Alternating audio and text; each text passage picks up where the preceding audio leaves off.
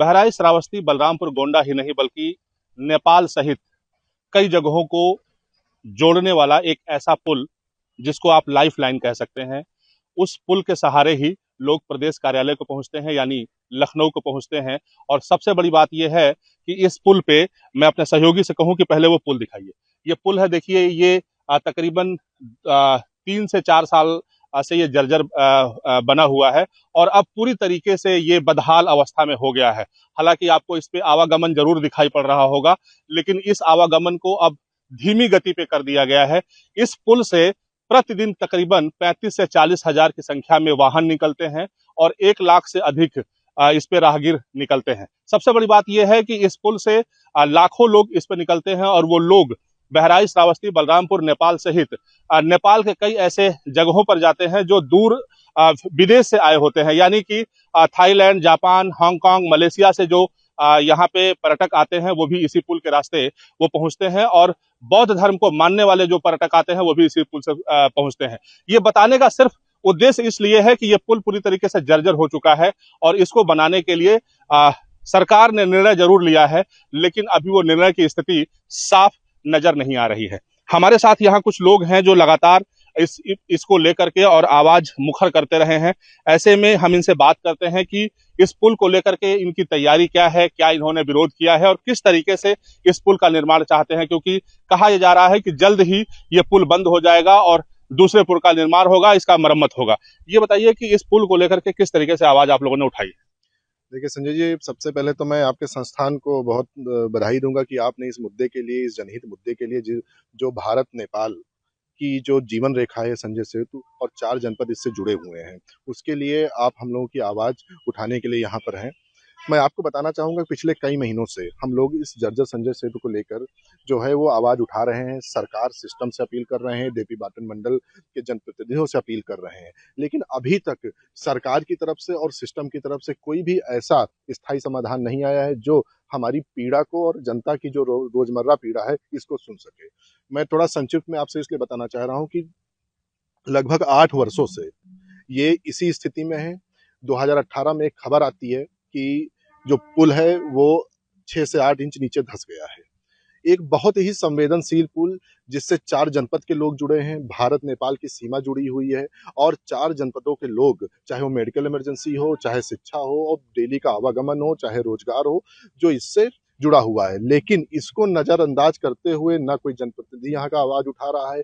कई किलोमीटर लंबा जाम रहता है, जहाँ पर एम्बुलेंस में मरीज फंसे रहते हैं, किसी बच्चे का पेपर होता है वो छूट जाता है, किसी को दिल्ली, मुंबई या कहीं बाहर जाना है उसकी फ्लाइट छूट जाती है, किसी को हाई कोर्ट जाना होता है उसका मुकदमा छूट जाता है और सबसे बड़ी चीज है व्यक्ति का समय।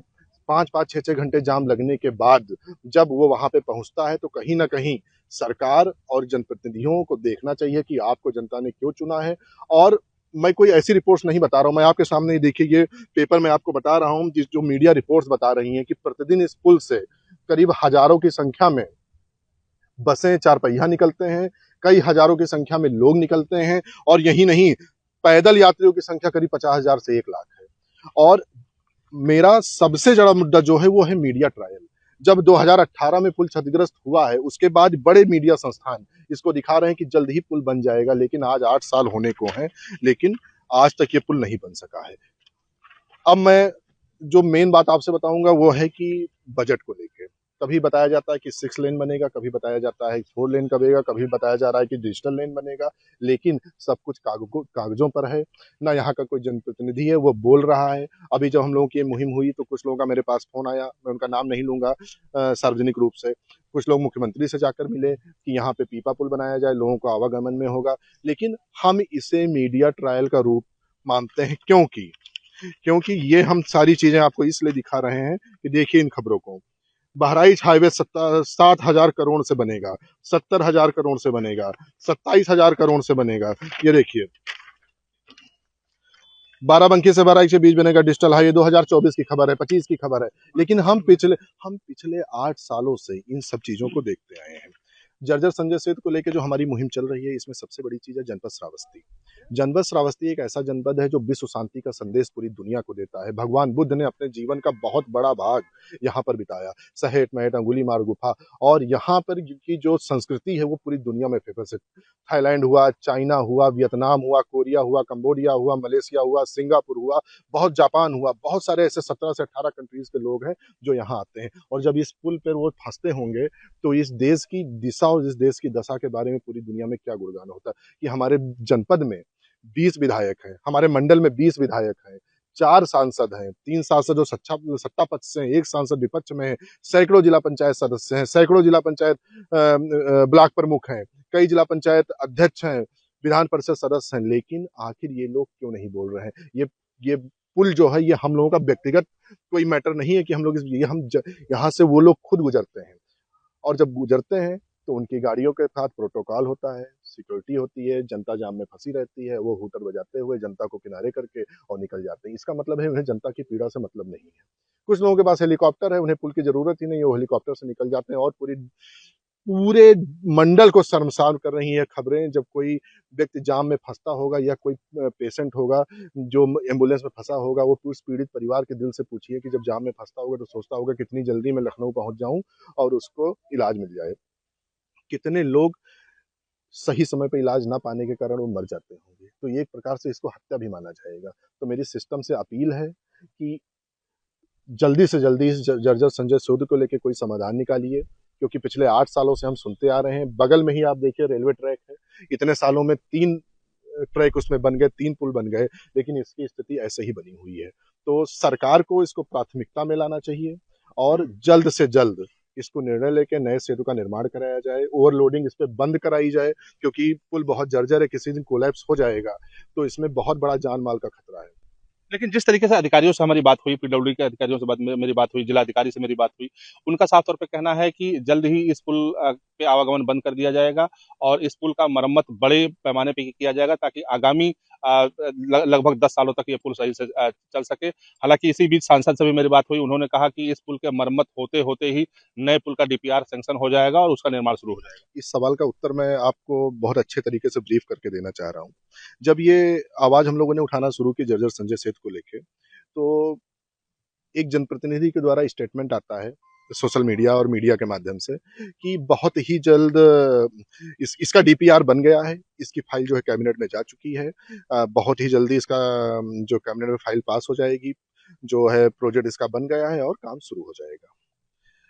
मैं आपके संस्थान के माध्यम से कहना चाहता हूँ कि चाहे वह एनएचआई हो, चाहे एनएचआई के अधिकारी हो, चाहे जनप्रतिनिधि हो, ये पिछले 8 सालों से ये हम सब देख रहे हैं, सुनते आ रहे हैं। ये आवाज इसलिए हम लोगों का यहाँ ग्राउंड पे नहीं आना पड़ा क्योंकि कोई नई बात नहीं है। पहली चीज। दूसरी चीज, अगर डीपीआर तैयार है, अगर कैबिनेट में फाइल जा चुकी है, अगर कैबिनेट की मंजूरी मिलनी है, तो भाई पुल की मरम्मत के लिए स्टेटमेंट क्यों आ रहा है चाहिए। तीसरी सबसे बड़ी चीज, अगर पुल की मरम्मत करनी है आपको तो डीपीआर क्यों बनाया गया, और अगर डीपीआर बनाया गया तो फिर पीपा पुल और पाल्टून पुल बनाने की क्या जरूरत है। ये पिछले 8 सालों से संजय सेतु का मीडिया ट्रायल कराया जा रहा है। मीडिया ट्रायल के माध्यम से जनता को बताया जा रहा है कि बहुत जल्द ही इस पुल का निर्माण हो जाएगा, लेकिन धरातल पर इसका कोई भी स्थायी समाधान नहीं है। एनएचआई का चाहे अधिकारी हो, आते हैं सर्वे करके चले जाते हैं, एक पेपर में एक बड़े संस्थान में खबर चली जाती है सूचना के माध्यम से, सूचना विभाग के माध्यम से, और उनको लगता है कि जनता जो है वो शांत हो जाएगी। लेकिन जब किसी व्यक्ति का, किसी पेशेंट का, किसी बच्चे का पेपर छूटता है, जनता कराहती है, रोजमर्रा की पीड़ा उसके दिल से पूछिए, जिसका बेटा मर गया होगा एम्बुलेंस में, जो सही समय पे इलाज नहीं बने होगा, तो पूरा मंडल शमशार हुआ होगा। बाहुबली और दबदबा की बात होती है हमारे देवीपाटन मंडल में, किस बात की बाहुबली।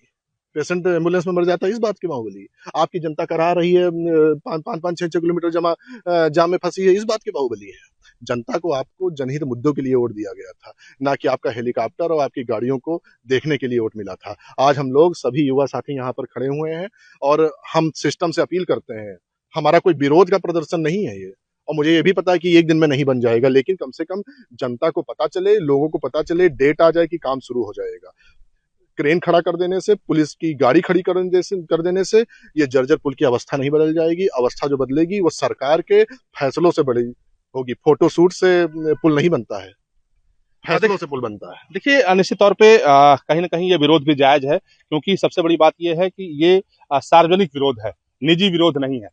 इस पे लाखों की संख्या में लोग चलते हैं और तमाम ऐसे पीड़ित होते हैं, चाहे वो बीमार के रूप में हो, चाहे वो एक्सीडेंट के रूप में हो, वो उनको सीधे प्रदेश स्तर पर निकलना पड़ता है, क्योंकि बहराइच, श्रावस्ती, बलरामपुर में ऐसे अस्पताल नहीं है जहां उनका इलाज किया जा सके। साफ तौर पे अधिकारियों का यह कहना है कि जल्द ही नए पुल का निर्माण होगा। यहाँ के सांसद का कहना है जल्द ही नए पुल का निर्माण होगा, लेकिन वो कब होगा अभी भविष्य के गर्भ में है। फिलहाल अधिकारियों का कहना है कि पैंटून पुल बनाने के लिए NHAI को पत्र लिखा गया है। कब यहाँ पैंटून पुल बनेगा यह भी देखने वाली बात होगी। PWD के अधिकारियों को जिम्मेदारी दी गई है, लेकिन वो यहाँ जब पहुंचते हैं तो नौका विहार करते हैं। अभी सबसे बड़ी बात यह है कि इस पुल का निर्माण गर्भ में है, कब पुल का निर्माण होगा, लेकिन जनता परेशान है, जनता त्रस्त है और वो ये चाहती है कि जल्द ही इस समस्या का समाधान हो और नए पुल का निर्माण शुरू हो। Sanjay Mishra, India news, Bahraich.